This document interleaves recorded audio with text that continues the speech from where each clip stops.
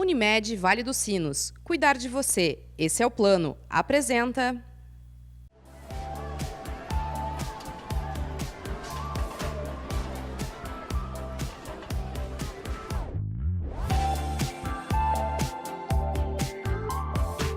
Apoio. Audibel Aparelhos Auditivos. Sua vida com mais saúde, conforto e liberdade. Sinuscom. Diagnósticos de imagem precisos e confiáveis ao seu alcance. Olá, tudo bem? Estamos começando mais um programa Pergunte ao Doutor aqui na nossa Vale TV, canais 6 e 14 da NET e nas plataformas digitais. Como vocês podem ver, estamos continuando com o programa numa forma de cast, um otocast pediátrico, onde eu trouxe a colega Carolina Becker para trazer informações importantes sobre otorrinolaringologia pediátrica para vocês. Bem-vinda então mais uma vez, amiga, colega Carolina Becker. Começando o nosso bloco agora aqui, eu vou falar de um assunto de novo e que não é bonitinho e não é normal. Criança não tem que roncar. É contigo agora. Pois então, provavelmente acho que é um dos assuntos que mais aparece no consultório, né, do otorrino pediátrico, do otorrino geral também, né, quem atende criança atende ronco infantil. O que eu costumo dizer para os pais? Roncar é normal quando? Quando essa criança está resfriada, que ela está muito gripada, ou quando ela está muito cansada. Nenhuma criança está super cansada todos os dias da semana, né? Então, se uma criança está roncando algumas semanas, tendo apneias associadas, que são pausas na respiração, eu tenho que investigar. Deixa eu te segurar aí, segura onde tu tá. Crianças que têm transtornos neurológicos e tomam medicações para um relaxamento cerebral, para que as ondas baixem e vão ter um relaxamento muscular maior, essas crianças sim podem roncar. E daí isso tem que ser conversado com o seu neuropediatra, que daí é outra coisa que está dentro de um outro quadro que as crianças podem roncar. Mas agora retomando, não deixar, desculpa te atrapalhar, mas para não deixar passar que eu acho que eu ia deixar passar batido também, isso aí. É importante isso aí. As crianças com distúrbios neurológicos, a gente também tem que avaliar outros motivos. Essas crianças podem ter algo que a gente chama de faringomalácia, né, que é um relaxamento aqui na região da garganta quando ela dorme, associado ou não a medicações, mas normalmente essas crianças tomam medicações que vão aumentar ainda mais esse relaxamento. E se for uma faringomalácia muito grave, eu posso ter que até usar um CPAP nessa criança, ou em casos muito severos até uma tráqueo, né? Então, claro... Isso mais os PC, né? Com paralisia cerebral, é mais comum. Com paralisia cerebral, com outras alterações neurológicas graves, mas daí não é normalmente a rotina normal, do nosso consultório. Eu quis atrapalhar de propósito para não deixar passar, que eu acho que é importante. Elas acabam Daqui a pouco roncando. tá olhando uma pessoa que a pessoa tem um filho que tem um transtorno neurológico. Eu digo transtorno porque às vezes os que tiveram paralisia cerebral é um transtorno que tem vários acometimentos, Sim, né? tem várias comorbidades Para não deixar associadas, passar, né? Então converse com o seu neuro se tiver dúvida e enfim. Voltamos para o ronquinho que não é normal, tal e tal. O ronco, ele significa que essa criança não está dormindo bem, que ela está provavelmente respirando pela boca, ela está com uma obstrução nasal importante, então ela acaba abrindo a boquinha e respirando pela boca e dormindo mal. É um sono agitado, é uma criança com micro despertares, ela não necessariamente vai acordar de noite, mas o cérebro ela tem não descansa, gente. Exatamente, um sono ruim. Então ela pode acordar cansada, irritada, durante o dia ela vai ficar mais agitada. A criança que dorme mal, ela não fica sonolenta que nem o adulto que ela dorme fica mal. agitada. Ela fica pior, gira a chave. Gira. Né? O nosso hormônio anti-inflamatório fica lá em cima, bagunça tudo. Isso mesmo, né? Altera o hormônio de crescimento. Então, assim, sono ruim é qualidade de vida ruim. Ou come demais ou come de menos. Também, né? E daí... Ansiedade, né? Com certeza, né? Claro, tem crianças que têm, por exemplo, assim, daí falando um pouquinho das causas de ronco na criança, os mais prevalentes são o quê? Aumento das amígdalas palatinas e aumento da adenoide, que é a carne esponjosa, que a gente E costuma dos cornetos falar. inferiores. Dos cornetos também, né? Especialmente nas crianças com rinite, né? Crianças com amígdalas muito grandes, elas podem ter disfagia, que é dificuldade de engolir. A comida passa lá, gente, e dá ânsia de vômito, ela não sabe dizer isso. Então, ela, por automático do cérebro e por inteligência do ser humano, elas refugam comidas que vão passar raspando na garganta. Isso aí, então é uma criança que vai preferir sólido, vai preferir pastoso, vai mastigar a carne e tirar fora. Ela vai preferir doce que dá caloria rápida, vai preferir bala, chocolate e salgadinho que passa a gosminha escorregando na goela. Ela vai comer coisas muito mais fáceis de engolir, né? Mas o roncar, por mais tempo, ele tem que ser investigado. Roncar não é bonito. Não é bonito. Roncar não é normal. Roncar faz mal. Isso aí. É isso aí. É isso aí. É básico isso. E assim, a gente vê muito no consultório. Eu sei que dormiu porque tá roncando. Não, gente, não é assim. Eu tenho que ir lá ver se tá respirando. Isso é o normal. É o normal, ver se tá quietinho ali dormindo. Eu tenho que ir lá ver se meu filho tá respirando. Ele não pode fazer ruído nenhum, né? Então, eu vou saber que ele dormiu porque ele tá roncando, não é normal, né? E às vezes isso acaba entrando na rotina. Os pais não se dão conta. Às vezes vai dormir fora na casa de uma avó. Tu viu como ele tá roncando? Ou a mãe de um amiguinho, é pior ainda. Né? Mas ainda bem que tem alguém que chame atenção, também. né? E assim, o ronco ele pode aparecer nos primeiros meses de vida. Né? Eu já operei criança com hipertrofia com aumento de adenoide com 8 meses. Isso aí. Né? Então, assim, tá roncando, vai investigar. Tem que investigar. Tem que investigar. Né? E nessa hora, nesses pequenininhos, aí o vídeo é muito importante. Fazer endoscopia do nariz para ver ao vivo o que está acontecendo ali no fundo do nariz. Né? Especialmente nesses pequenos, que pode ser um monte de coisa. Um monte. Malformações, tumores. Exatamente. O bruxismo também. O ranger dos dentes de criança pequena tem uma relação boa com uma dificuldade respiratória. É uma luta. Né? E o bruxismo, a gente na infância não tem muito o que fazer.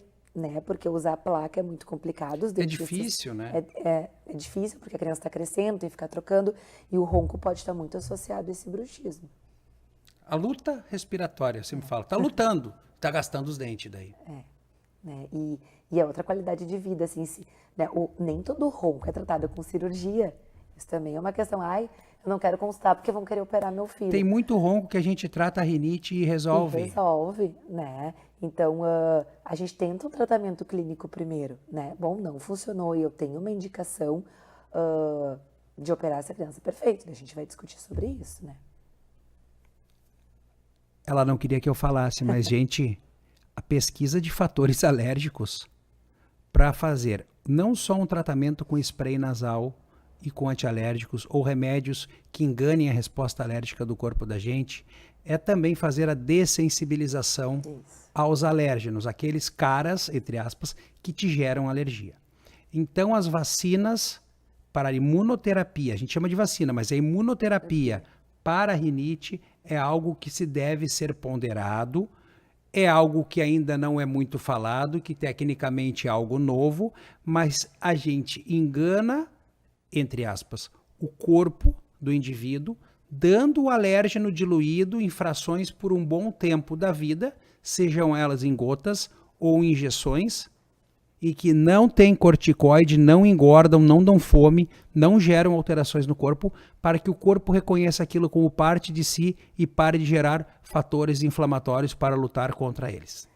A imunoterapia, na verdade, ela nem é tão nova assim, né? Mas acho que talvez ela foi mal feita por um tempo e se criou um mito de que ela não funciona, o que é completamente errado. A imunoterapia, quando bem indicada, funciona muito bem. Mas e ela quando tem que bem ser feita. Também, né? Depende-se dos pais quando é criança. Também, né? Porque a imunoterapia tu tem que, né, principalmente a sublingual, que a gente fala, que essa vacina que o Rodrigo comentou, são gotinhas, tu vai colocar embaixo da língua por muito tempo, 2, 3 anos. Então, se tu falhar nisso, não vai dar certo o tratamento. O ciclo não vai dar certo. Mas a imunoterapia funciona para quê? Para casos alérgicos. Né? Então, assim, eu tenho alergia à variação de temperatura. É uma rinite não alérgica, não vai adiantar. Não vai adiantar, né? Mas para aquelas crianças, né? Eu, no caso, criança, Rodrigo, adulto e criança, que tem rinite e que não melhoram com o tratamento clínico, mas dependem muito daquele tratamento clínico, né? Não quero mais usar, não aguento mais ficar usando. A imunoterapia é uma baita opção. Imunoterapia vale a pena tentar. Tem certeza que vai dar certo, Rodrigo? Não, eu não tenho certeza. A pneumocócica que as pessoas fazem, eu não tenho como garantir que não vão fazer pneumonia, mas provavelmente vão fazer casos mais leves. Seguramos, vou chamar nossos apoiadores e voltamos em breve. Perfeito. Até mais.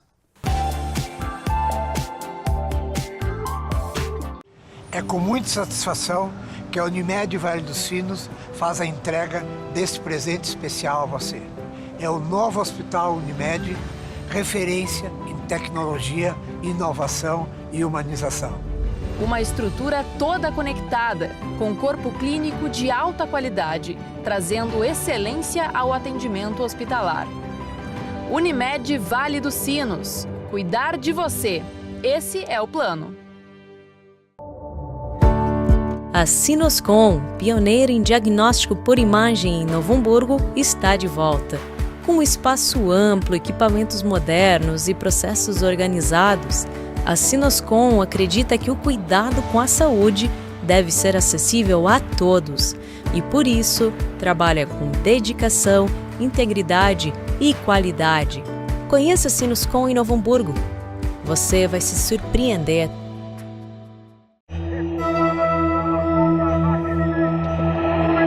E se eles me chamarem de velho? E se eles acharem que eu sou incapaz? E se me olharem diferente? Não dê ouvidos ao preconceito. Usar aparelhos auditivos é cuidar da sua saúde. É cuidar de você. Audibel, ouvir bem é viver bem.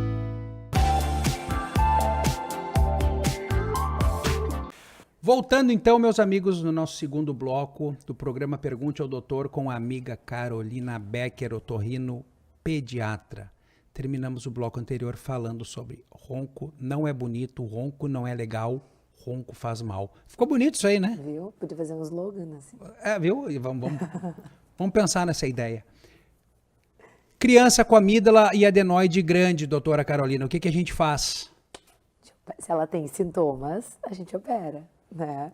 Isso é uma coisa que eu sempre falo, amígdala grande não significa que eu tenho que operar também, né? Se não tem sintomas, vai mexer no que está quieto, deixa quieto. Agora, a criança está roncando, tem apneia, tem uma respiração oral, o sono está agitado, ela está mais incomodada, ela não está comendo bem, tem uma amígdala e uma adenoide grande, tem que operar. O palato está ogival, os dentes estão tortos. Né? Tem várias consequências. Isso já numa criança maiorzinha, daí provavelmente, né? Sim, mas muitos maiorzinhos chegam, né? Muitos. Mas assim, não é normal. E essa amígdala, ela pode crescer do nada também, que é uma coisa, né? Por alergias, por infecções, enfim. Então assim, a cirurgia da amígdala, da adenoide, especialmente da amígdala, ela é uma cirurgia chata, né? É um pós-operatório ruim, né? Ambas as cirurgias são realizadas no bloco cirúrgico. Anestesia geral. Toda por dentro do nariz e da boca, não vai nenhum corte, enfim. Mas o pós-operatório, especialmente o da amígdala, é um pós-doloroso. Não é doloroso. É muito doloroso. Incomoda muito, né? Então, assim, são 10 dias ruins, eu sempre falo. Talvez 14. Né? Varia muito, né? Varia. Os novinhos são os que nos surpreendem sempre. São os que melhoram. A criança de 3 aninhos, 2 aninhos, 4, eles melhoram muito mais do que uma criança de 9, 10 anos. Tu sabe quem são os piores, que mais tem dor? Os adultos, os adultos, né? Os adultos é imbatível. Adulto é difícil. São os piores, com Eu não certeza. estou reclamando, tá, gente? É difícil. Mas é muito dolorido, né? Então, assim, é chato. A maioria das crianças vai controlar com medicação em casa. Já tive pacientes, o Rodrigo também deve ter tido que precisarem ir para o hospital, né? Porque estavam com muita dor, não estavam conseguindo comer. Faz remédio na veia, hidrata. Mas, assim, é colocar na balança, né? Prós e contras. Vai para o hospital onde tem um monte de bicho para te ficar doente ou tu vai tomar água e remédio em casa e se organizar? Também, tem que ser meio grosso às vezes. A questão da veia, eu sempre comento com os pais, olha, ele não vai comer por uns dias. E ok, ele tem que se hidratar. Tá, Carol, não tá tomando líquido faz 48 horas, tá? Não, eu tenho que ir pro hospital, eu não tenho o que fazer, então. Agora, quem sabe tenta um pouquinho mais, porque vai ter que ir pro hospital, vai ter que pegar acesso, né? Ele tá acordado, porque quando a gente vai pegar o acesso para a cirurgia, a criança já tá dormindo, então ela não viu nada, né? Então, mas assim, eu sei que é ruim, né? E eu já tive alguns pacientes que tiveram que ir tudo bem também, né? Tem que melhorar, né? São poucos, mas raros tem que ir. Raros tem que ir, né? Mas é uma cirurgia que eu custo-benefício, eu digo assim, né? Eu vou deixar essa criança roncando com a apneia, passando mal.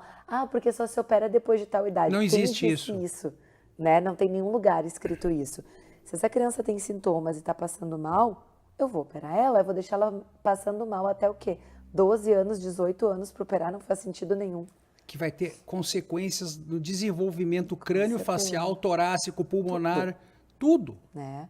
Para que tu vai deixar crescer errado, né? Que nem se fala. Eu durmo mal, eu não penso direito, né? Então vai ter questões de aprendizado na escola. Então, assim, tem indicação, tem que fazer. Não tem indicação, vamos acompanhar. Amígdala e adenoides normais. Do nada, questão de um mês, duplicam, triplicam de tamanho. Se investiga. E com tratamento, se suspeitar de alguma infecção, ela não diminuiu de volume, elas têm que ser operadas para biópsia, exame anátomo-patológico. Cresceu do nada ou cresceu com uma importante assimetria. Um lado cresceu bastante e outro não. Se investiga primeiramente com exames, mas essas peças têm que ser consideradas peças cirúrgicas para exame de anátomo-patologia para descartar doenças más. Isso aí. Isso é importante. Nunca é peguei raro. nenhuma, graças a Deus. Né? Pegou uma. Né? É raro, mas tem que mandar para exame. Isso aí. Né? Pode, às vezes, né? O que acontece às vezes é pós-mononucleose. Sim, delas incham bastante. Mas, assim, mas também os linfonodos aumentam no pescoço. Não teve nada, ou principalmente essa assimetria, né? Uma é super pequenininha, a outra é gigantesca. Tem que avaliar. Passa da linha média, empurra o sininho pro lado, gente. Isso aí. Tá tudo errado, tem que tirar. É? Isso aí. É assim que funciona. É. Claro que eu não vou falar assim, aqui é um programa, não vou falar com a sua, teu filho tá todo errado. Não vou fazer isso. Mas é aqui é um programa para chamar atenção e alertar isso, como é que tem que ser considerado. E os pais notam, às vezes os pais dizem, sei lá, deu um grito, eu falei, meu Deus, o tamanho dessa amígdala, né? Vamos ver, tá sem sintomas ou tá ali, vamos acompanhar um tempinho, ver se sempre foi assim. Agora, teve muita alteração repentina, tem que investigar. Tem criança que os pais acham que não tem sintoma, porque eles dormem de boca aberta a vida toda e os pais acham que é aquilo normal. Daí eu peço para fazer uma horoscopia sem palito, sem nada, com fotógrafo na cabeça. A criança abre a boca e ainda brinca, eu pulo para trás. Por quê? Porque quando a criança abriu a boca, as amígdalas me empurraram para trás, de tão grande que são. E a preocupação não é, eu querer cortar o filho de alguém. A preocupação é se aquela criança faz uma amidalite importante, essa criança vai ter que, se aquilo aumentar de volume, ela vai ter que ir às pressas para um centro cirúrgico para fazer uma tráqueo ou tentar entubar, ou enfim, porque não vai passar. É muito difícil acontecer. Mas tem. Isso, né? Mas assim... grau 4, assim, empurrando a úvula, a criança abre a língua, não, ela nunca teve nada. Mas é que às vezes... E tu vê aquela cara assim, ó, igual do Ronaldinho Gaúcho. Ela provavelmente tem, mas não se deu, né? Acabaram não se dando Os pais conta, não se dão se conta, talvez conta. não ronca, E dorme de boca aberta. Né? Por isso a importância de consultas de rotina também, né? Porque... marcar hora no otorrino, eu não falo muito isso aqui, marcar hora no otorrino, vai, leva, só para ver se tá tudo bem. Ver. De vez em quando, é raro, eu digo raro porque a maioria acaba vindo com uma queixa, ok? Mas, eu vou ver se tá tudo bem. Que bom. E se tiver tudo bem, ótimo, a gente se vê, né? Sei lá quando de novo, né? Uma vez por ano eu não acho que esteja errado. Né? Até porque, assim, a criança, né? Daí entrando na questão principalmente de ouvido, né? Às vezes as crianças estão com secreção no ouvido, com líquido no ouvido, e elas estão indo mal na escola, não estão ouvindo bem. Estão agitadas, muitos agitados. Não estão né? aprendendo. Daí tem uma cera, que o pediatra não conseguiu avaliar, o pediatra não conseguiu avaliar aquele tímpano porque tinha um cerúmen no ouvido. Né? Então, tem que ver, né? Ela quer falar de tubo de ventilação, viu, gente? Eu já entendi o entrelinhas aqui e eu estou espertinho. Tá. Catarro atrás do ouvido dá atraso de aprendizagem, dá atraso de desenvolvimento de fala, dá atraso do desenvolvimento geral, porque não é estimulado o cérebro direito. Equilíbrio.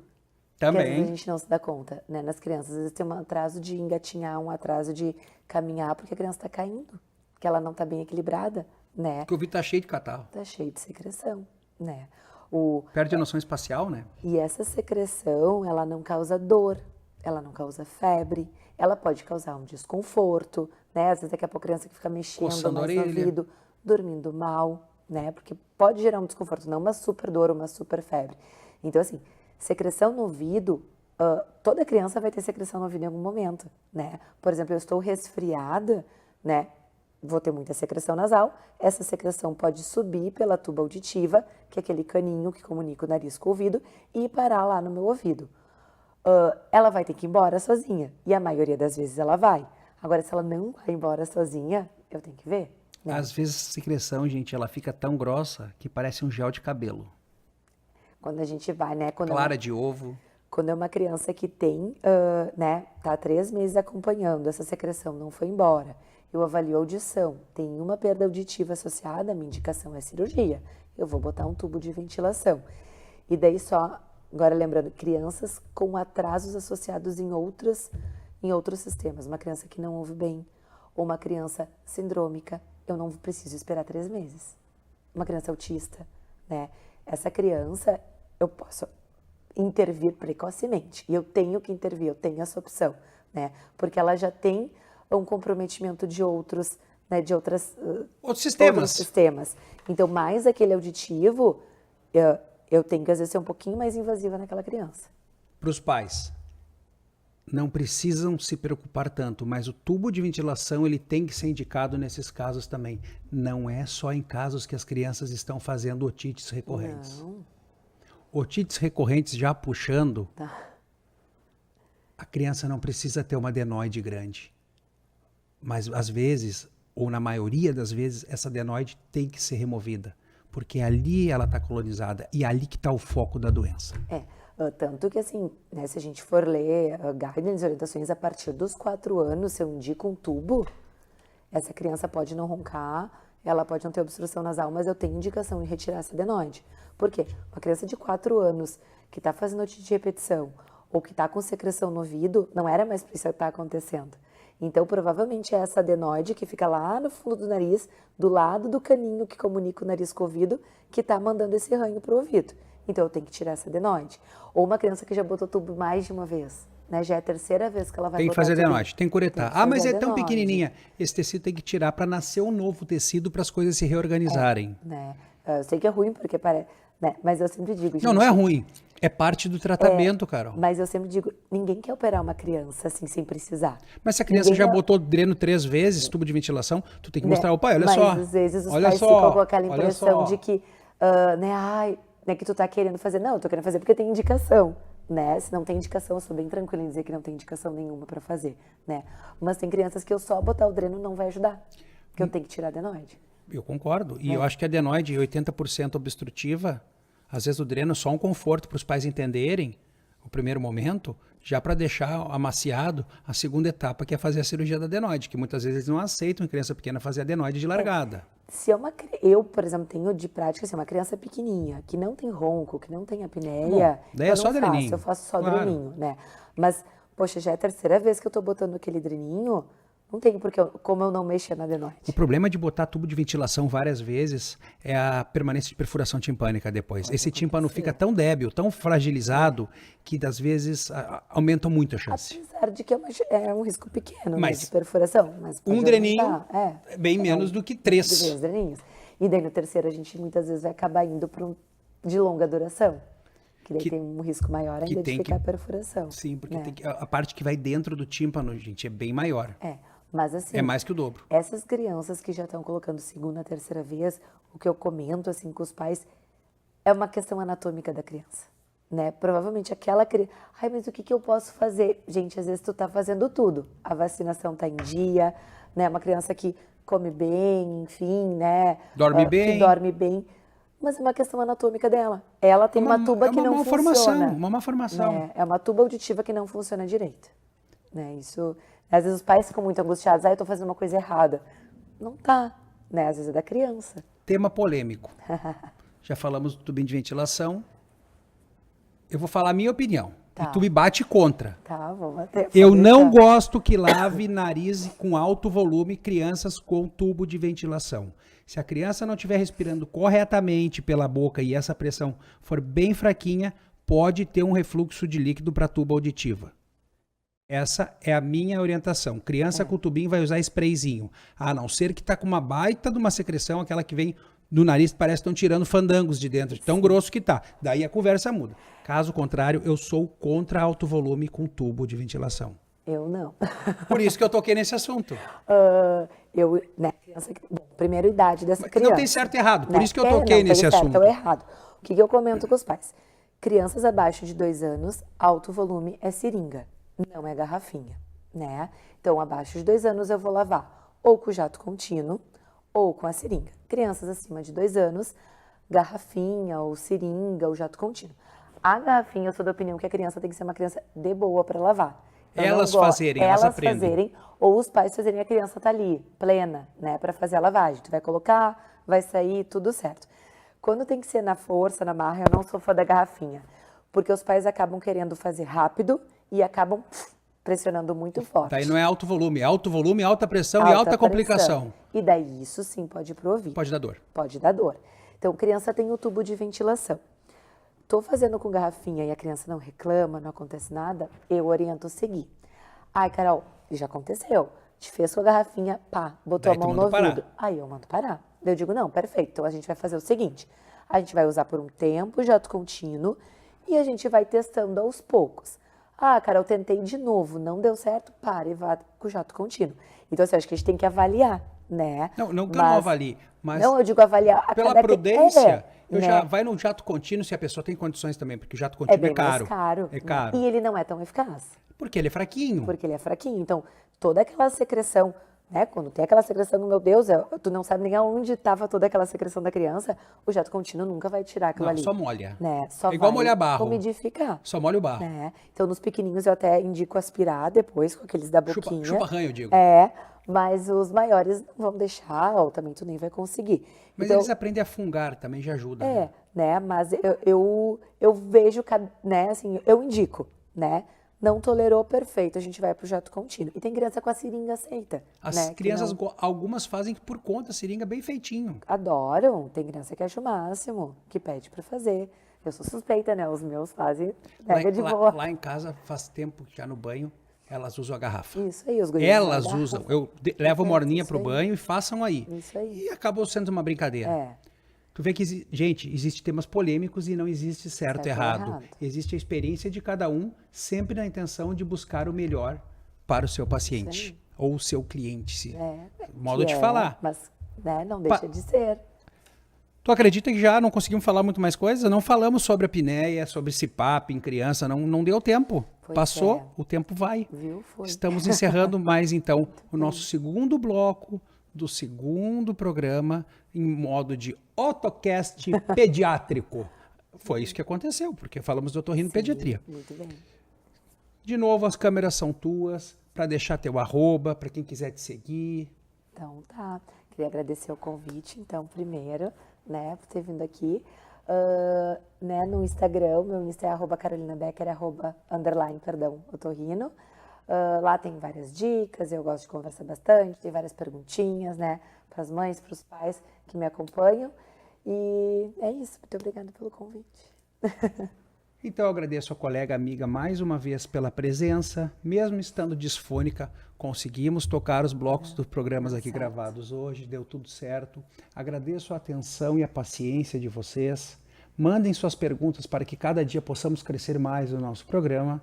E lembrando, saúde não é brinquedo. Até mais, pessoal. Tchau, tchau. Unimed Vale dos Sinos, cuidar de você. Esse é o plano. Apresentou...